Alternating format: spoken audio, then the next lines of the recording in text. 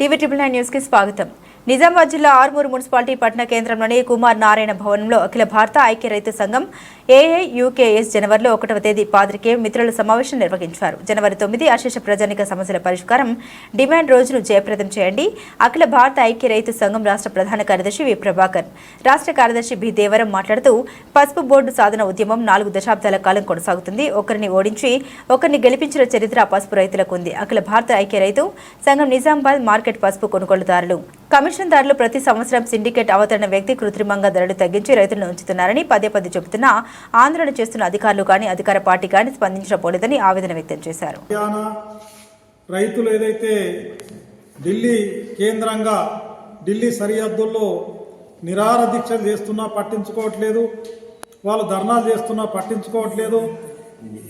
కొన్ని ప్రాంతాలలో ఎన్నికలను దృష్టిలో పెట్టుకొని అప్పుడు ఢిల్లీ సరిహద్దుల్లో ధర్నా చేస్తున్న రైతుల్ని విరమింపజేసి ఆ రోజు రాతపూర్వకంగా మేము అన్నిటిని కూడా అంగీకరిస్తున్నాం, మీకందరికి కూడా క్షమాపణ చెప్తున్నాం అని చెప్పేసి రాతపూర్వకంగా రాసి ఇచ్చి ఈ సమస్యలన్నింటినీ పరిష్కారం చేస్తామని చెప్పేసి ఈ రోజు వరకు కూడా వాటిని పరిష్కారం చేయకపోగా తిరిగి వాళ్ళ మీద కేసులు బనాయిస్తుండ్రు.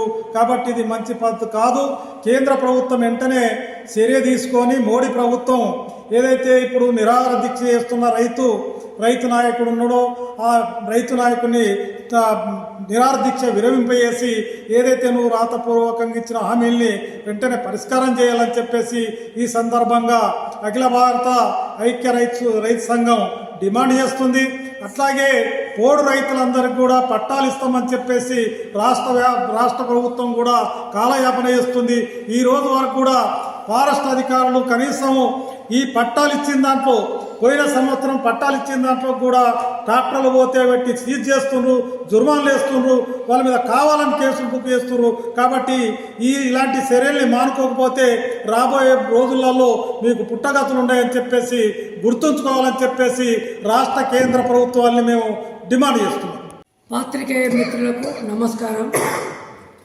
పసుపు అనేది ఆర్మూరు ప్రాంతానికి అదొక వరం లాంటిది. అలాంటి పసుపు ఎన్నో ఏళ్లుగా పసుపు బోర్డు కావాలని, అదేవిధంగా పసుపు రైతులకు గిట్టుబాటు ధర కావాలని మేము పోరాటం చేస్తున్నాం. అయితే ప్రతి సంవత్సరం పసుపు రాకంటే ముందు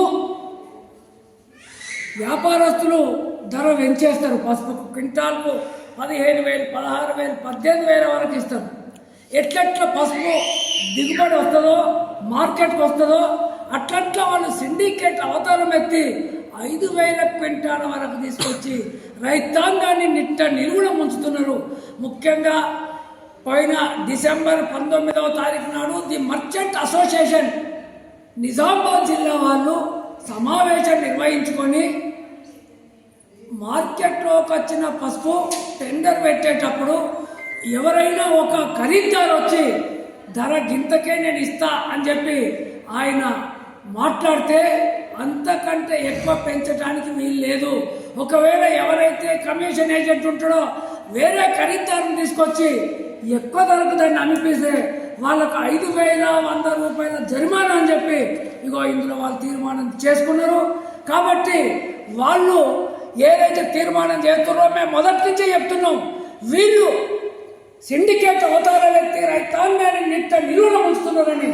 కాబట్టి ఇప్పటికైనా ప్రభుత్వం కానీ స్థానికంగా ఉన్న కలెక్టర్ కానీ వెంటనే స్పందించి వాళ్ళు కాకుంటే ఇంకెవరు కొనుగోలు చేసినా రైతులకు లాభం జరిగే విధంగా ఉండాలి తప్ప కమిషన్దారుల మీద మేము ఫైన్ వేస్తామని చెప్తే ఇది సహించేది లేదు.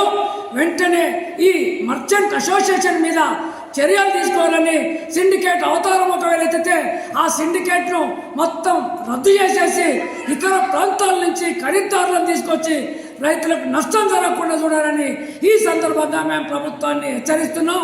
ఒకవేళ వినకపోతే పెద్ద ఎత్తున రైతాంగంతో గతంలో ఎట్లయితే ఉద్యమం చేసినామో ఇప్పుడు కూడా చేస్తామని చెప్పి కూడా మేము హెచ్చరిక చేస్తున్నాం. అఖిల భారత ఐక్య రైతు సంఘం తరఫున ఆర్మూరు పాత్రికేయ మిత్రులకు నమస్కారం. మిత్రులారా, మోడీ రైతాంగ వ్యతిరేక విధానాల్ని అవలంబిస్తూ ఉన్నాడు.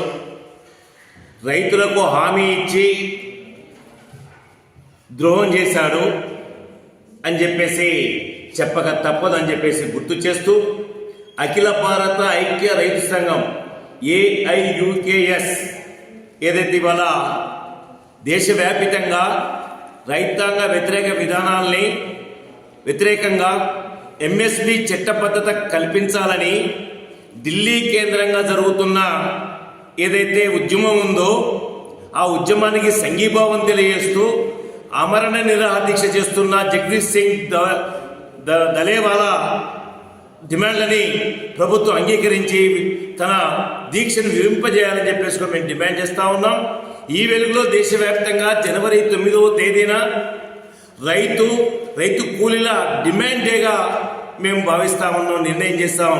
ఈ డిమాండ్ డే సందర్భంగా మేము భారత ప్రభుత్వం ముందును అట్లాగే తెలంగాణ రాష్ట్ర ప్రభుత్వం ముందు ఈ డిమాండ్లని మేము గుర్తు చేస్తూ తెలంగాణ రాష్ట్ర ప్రభుత్వం హామీ ఇచ్చినట్లుగా సాగుదారులందరికీ ఒకేసారి రైతు భరోసా ఇవ్వాలి 15,000 రూపాయలు అని చెప్పేసి గుర్తు చేస్తూ 2 లక్షల రూపాయలు రుణమాఫీ అవుతుందో ఇప్పటికీ 50% రుణమాఫీ కాలేదు.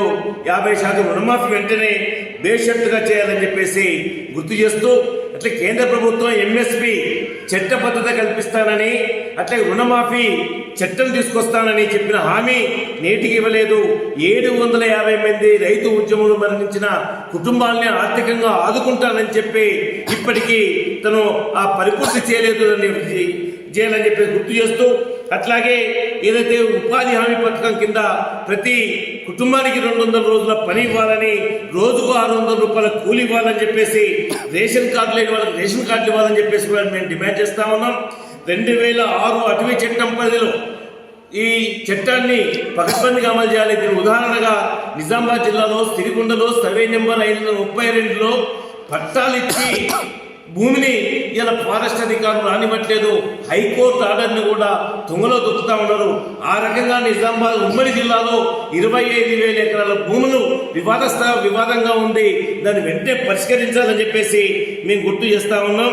అట్లాగే భూమి లేని వారందరికీ కూడా భూములు ఇవ్వాలని చెప్పేసి మేము గుర్తు చేస్తూ ఏది ఏమైనా ఏదైతే జనవరి 9వ తేదీ అఖిల భారత ఐక్య రైతు సంఘం AIUKS ఏదైతే డిమాండ్ డే చేస్తా ఉన్నామో ఈ డిమాండ్ డే సందర్భంగా జిల్లా కలెక్టర్ కార్యాలయం ముందు వందలాది మంది స్వచ్ఛందంగా వచ్చి తమ డిమాండ్ల సాధన కోసం పోరాటం చేయాలని చెప్పేసి AIUKS డిమాండ్ చేస్తా ఉంది.